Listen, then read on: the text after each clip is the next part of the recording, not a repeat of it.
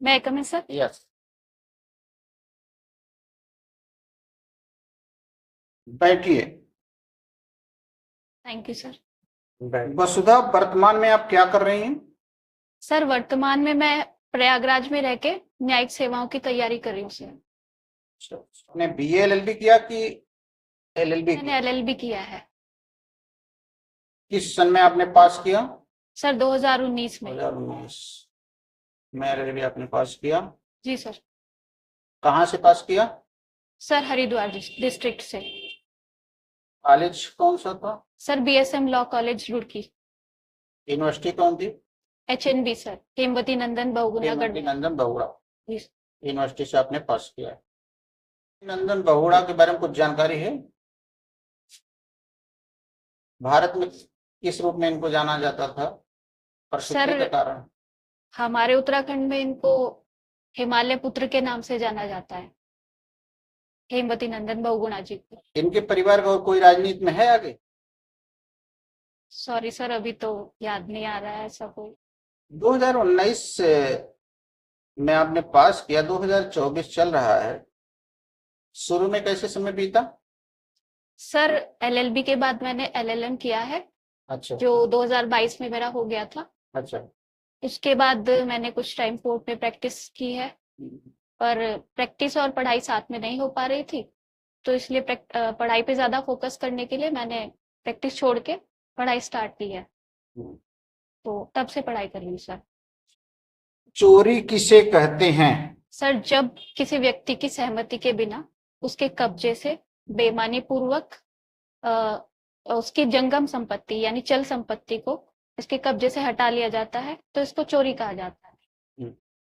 तो हमने तुमको एक पैकेट में 10 आम दिए और कहा कि इसमें से 5 आम नेहा का है और 5 आम तुम्हारा है। फिर तुम उस पैकेट को ले गई, उसमें से 6 आम अपने पास रख ली और 4 आम नेहा को दे दी। तो जो एक आम तुमने लिया उसमें से एक्स्ट्रा, तो क्या यह चोरी है? ये तो सर आपराधिक न्यास भंग हुआ। अच्छा, जी सर। चलिए, बढ़िया आंसर बताया। रुड़की में एक सोनार की दुकान है। उस सोनार की दुकान से हमारे पिताजी से परिचय है और फिर वहां से कुछ गहने वो लाते हैं सोनार की दुकान से अपनी बेटी को दिखाने के लिए। और बेटी को दिखाने के बाद इसमें था कि जो पसंद कर ली बेटी, वो गहने रख लिए जाएंगे, शादी है उसकी, जी सर। बाकी गहने हम वापस कर देंगे। लेकिन उन गहनों में से आपके पिताजी ने सब गहने रख लिए, उसको वापस नहीं किए और सोनार के पास फोन कर दिए, जो पैसा आपने हमारा उधार लिया है 50,000, उसके बदले में गहने रख ले रहे हैं। क्या आपके पिता ने कोई अपराध किया? जी सर। क्या अपराध? सर अपनी संपत्ति की चोरी हुई। सोनार आपके पिता को ऊपर किस ऑफेंस के लिए ला सकता है बात? और रही बात जो बोल रही हो, तो वो संपत्ति तो आपकी है ही नहीं, वो तो सोनार की ही है। चलिए अगला सवाल बताइए। ट्रेसपॉस किसे कहते हैं? सर किसी की संपत्ति पे बिना उसकी सहमति से कोई अपराध करने के आशय से या उसको अपमानित, अभित्रस्त या शुद्ध करने के आशय से घुस जाना अतिचार कहलाता है। अच्छा, लगता है जी ये उदाहरण है। Yes sir. अगर कोई स्त्री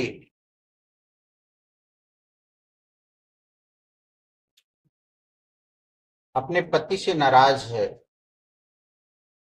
और नाराज होकर के पड़ोसी के यहाँ जाकर के रहने लगती है, आज की तारीख में यानी जून 2024 में, पति बार बार फोन कर रहा, नहीं आओ अपने ही घर में, उन्हीं के यहाँ रहती है, उन्हीं के यहाँ खाती है, तो क्या पत्नी किसी अपराध की दोषी है? नहीं सर, किसी अपराध की दोषी नहीं। किसी अपराध की दोषी नहीं है। सर ये अपराध तो नहीं होगा, पर पति उसको वापस बुलाने के लिए सेक्शन 9 हिंदू मैरिज एक्ट में जा सकता है। सेक्सुअल संबंध बना रही है तो जार कर्म हुआ। सर अगर संबंध बना रही है तो जार कर्म होगा। हो जाएगा ना? जी सर। क्या जार कर्म अपराध है? सर 2018 के बाद से नहीं। मतलब सेंट्रल गवर्नमेंट ने घोषित किया कि स्टेट गवर्नमेंट ने? सर ऑनरेबल सुप्रीम कोर्ट ने। Supreme court. जी इसका सर। नाम बताइए। Sir Joseph Shine versus union of India. Kidnapping किसे कहते हैं? सर किडनैपिंग दो तरह की होती है सर। एक तो भारत में से व्यापहरण और एक विधिक संरक्षक की संरक्षकता में से व्यापहरण। सर अगर किसी अवयस्क को, जो कि अगर लड़का है तो 16 साल से कम। अच्छा, किडनैपिंग और चोरी में क्या फर्क है? इसमें भी बच्चा चुराया जाता है और उसमें भी चुराया जाता है। सर चोरी में कोई चल संपत्ति होती है। बच्चा भी चलता तो है। सर बच्चा इंसान है, संपत्ति नहीं है। Yes. उसकी चोरी नहीं की जा सकती। ठीक ठीक। आईपीसी का स्कोप माने पूरे भारत पर लागू आईपीसी। जी सर। क्या ये महिलाओं पर भी लागू है?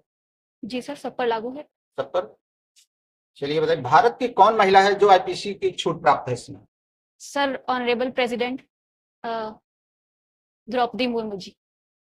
इन पर नहीं लागू? जी सर। सोनिया गांधी पर लागू है? जी सर लागू है। राहुल पर भी? जी सर लागू है। सब पर लागू है। कौन व्यक्ति एपीओ हो सकता है? सर ऐसा व्यक्ति जो 7 साल से विधिक व्यवसाय कर रहा हो, वो लोक अभियोजक हो सकता है। एपीओ और लोक अभियोजक में क्या फर्क? Sorry sir. सर सहायक लोक अभियोजक आपने पूछा है। हाँ। तो सहायक लोक अभियोजक वो होता है जो लोक सेवा आयोग द्वारा कॉम्पिटिटिव एग्जाम के माध्यम से चुना जाता है। और पब्लिक प्रोसिक्यूशन ऑफिसर यानी लोक अभियोजक वो होता है जो 7 साल से लीगल प्रैक्टिशनर रहा हो। कौन कौन सी क्रिमिनल कोर्ट एक राज्य में होती है? सर हाई कोर्ट हो सकता है। हो सकता है, मतलब हाई कोर्ट कंपल्सरी नहीं तो रहेंगे। सॉरी सर, सभी कंपल्सरी है। हाई कोर्ट है। किसी अदर एक्ट में अगर किसी कोर्ट को सशक्त किया गया है तो वो है। और सेशन कोर्ट है। प्रथम वर्ग न्यायिक मजिस्ट्रेट, द्वितीय वर्ग न्यायिक मजिस्ट्रेट और कार्यपालक मजिस्ट्रेट। ठीक है।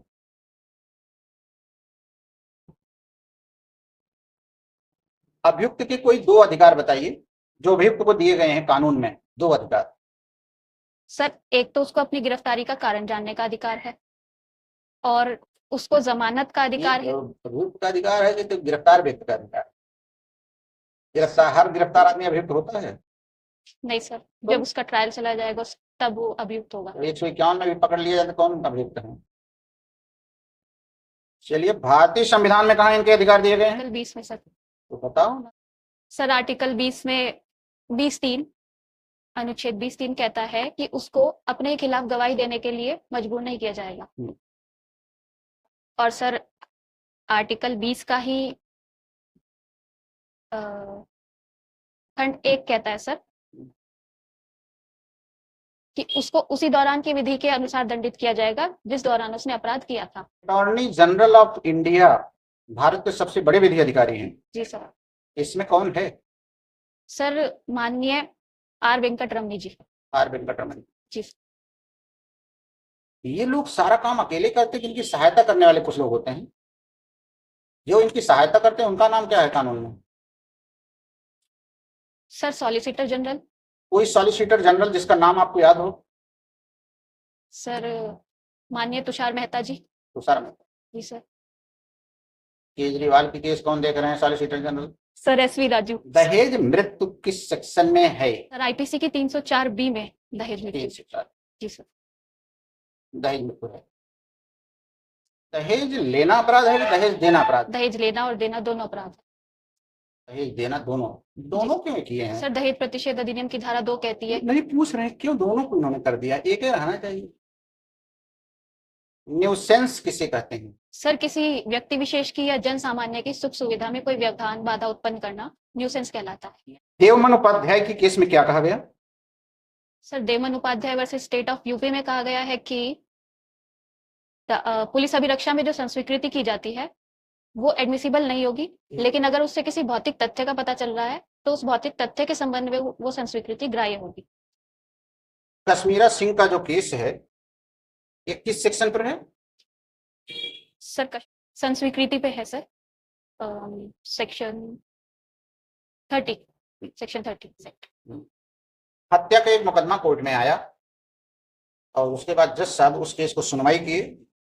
एक ही गवाह उसमें था, जज साहब ने वहां पर फांसी की सजा उसी के आधार पर दे दी। क्या जज का जजमेंट सही है? जी सर सही है। सही है। जी सर। बहुत बड़ा मामला हो हत्या। सर तब भी साक्ष्यों की कोई निश्चित संख्या नहीं है, अगर एक भी है तो वो भी पर्याप्त ये रहेगा। कहाँ है? अगला में? जी सर, इंडियन एविडेंस एक्ट। कहाँ पर है? Sir section 134। 134 नहीं है। जी सर। कितने मूल अधिकार भारतीय संविधान में दिए गए हैं? सर 6। 6। तो हमें कौन अच्छा लगता है? Sir right to life, article 21। Right. अगर तुमको जीना पसंद है तो जीने में क्या क्या व्यवधान आ रहा है इससे? और क्या चाहिए जीने के लिए तुम्हें? केवल जीना ही जीना तो है नहीं, उसके साथ साथ और क्या चाहिए? सर स्वास्थ्य का अधिकार, राइट टू हेल्थ। अच्छा, केवल रोटी कपड़ा और मकान 3 आपको दे दिया जाए तो फिट है और कुछ चाहिए नहीं। 3 अगर मिलता रहे तो जीवन ठीक से चल जाएगा। सर मूलभूत आवश्यकता तो यही है, लेकिन राइट टू हेल्थ अगर मिल जाए तो जो व्यवधान है वो थोड़ा कम हो सकता है जीने में। एजुकेशन नहीं चाहिए? सर एजुकेशन चाहिए, पर वो तो ऑलरेडी है आर्टिकल 21A में। नहीं, हमने 3 दिया आपको, रोटी कपड़ा मकान 3 दिया। जी सर। उसके साथ केवल और हेल्थ मांगती हो तो खा के सोए रहो, क्या दिक्कत है? नहीं सर। पढ़ने के कुछ दिए ही नहीं जाए। सर आर्टिकल 21A चूंकि है संविधान में, अरे तो उसमें जो है वो छोड़ दीजिए, हम जो बोल रहे हैं इसकी बात करते हैं। अगर आपको 3 चीज दे दिया जाए, लाइफ के लिए जीना चाहते हो, हाँ जीना चाहते, 3 ले लो फिर, रोटी कपड़ा मकान। कपड़ा पहन लो, रोटी खा लो, मकान में सो जाओ, तो ये जीवन जीवन ठीक है? नहीं सर। उत्तर है नहीं। एजुकेशन जरूरी है, एजुकेशन भी जरूरी है, हेल्थ भी जरूरी है। अब वर्तमान में कोई एक केस सर्वोच्च न्यायालय की बता दो, कोई सुप्रीम कोर्ट ने लेटेस्ट कोई केस जो निर्णय दिया हो, याद हो तो बताओ। Sir Supriyo versus union of India. Supriyo? जी क्या? सर इसमें LGBTQ कम्युनिटी जो है उसने सेम सेक्स मैरिज के को लीगैलिटी प्रदान करने के लिए कोर्ट में याचिका दायर की थी, जिसको ऑनरेबल सुप्रीम कोर्ट ने इलीगल करार दिया। शादी किस तरीके वाली करोगी? लव मैरिज करोगी कि संस्कार वाली करोगी? सर संस्कार वाली करूंगी। तो सुप्रीम कोर्ट ने संस्कार पर भी कोई जजमेंट दिया? शादी करने की क्या उम्र है हिंदू विवाद नियम? लड़का है तो 21 साल और लड़की के लिए 18 साल। 18। जी सर। तो अगर कोई 18 से कम पे शादी करता है, 17 साल का मुस्लिम शादी करता है, तो शादी वैध होगी कि नहीं? सर वैध रहेगी। वैध। जी सर। हिंदू? तब भी वैध रहेगी सर। 18 करने क्या मतलब, उससे पहले में कर ले रहे हैं लोग। 15 भी कर सकते हैं, 16 भी कर सकते हैं, पर एक तो कम एज में शादी के थोड़े स्वास्थ्य के लिए नुकसानदेह है, और सर जो कम एज में शादी कराने वाले पेरेंट्स हैं उनको दंडित किया जा सकता है। सेक्सुअलिटी को रोका गया। जी सर। सेक्सुअलिटी को ऑफेंस है 18 के पहले, हिंदू सबके लिए है। मतलब कर लिया है तो फिर वैलिडिटी हम दे रहे हैं, लेकिन ये चीज 18 डाल करके उन्होंने दे दिया कि 18 से पहले जो है without consent, that is offence. आप उत्तराखंड से हैं? जी सर। तो उत्तराखंड के बारे में भी तो जानती ही होंगे। जी सर।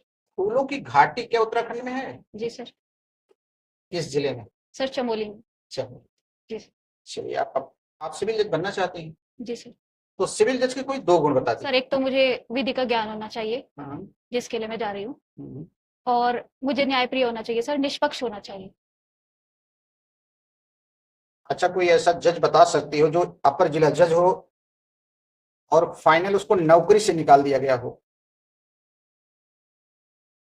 सर एमपी की एक लेडी जज है, हाँ। लीना दीक्षित जी, उनको हटाया गया है सर। उनको हटाने में जो आपने अभी बताया कि जज में ये गुण होना चाहिए, क्या ये गुण नहीं थे? सर उनके ऊपर पक्षपात का आरोप था। ज्ञान की कमी, पक्षपात से तुम मत न जाओ, क्योंकि जो सेक्शन में दंड है उससे भी कम दंड दे रही हैं। जी सर। ये क्या होगा? लैक्स ऑफ नॉलेज कहा जाएगा ना इसी को। ने बताया जज में ये गुण होना चाहिए, उसके विधि का ज्ञान होना चाहिए। जब वो 302 में जान रही हैं कि कम से कम सजा आजीवन कारावास, तो 5 बार कैसे दे दी? यही सर विधि की ज्ञान की कमी है, तो इसलिए उनका हटना जरूरी है। जी सर। इंटरव्यू तुम्हारा खत्म हुआ?